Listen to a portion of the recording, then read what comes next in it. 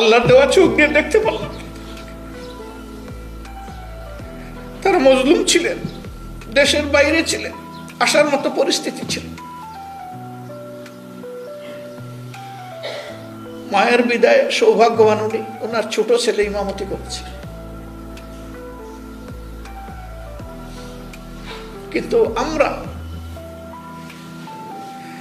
যিনি হাতে ধরে আমাদেরকে দিন শিখিয়েছিলেন,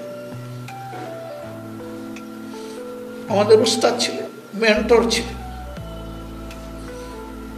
দায়িত্বশীল ছিলেন, এই শহরে থেকেও তার জানাজাটায় শরীক হতে পারলাম না। কেন পারলাম না আপনারা জানেন। ওনার লাশ বাসায় নিয়ে আসা হয়েছে, কোনোভাবেই মনকে মানাতে পারছি না। আমি জানি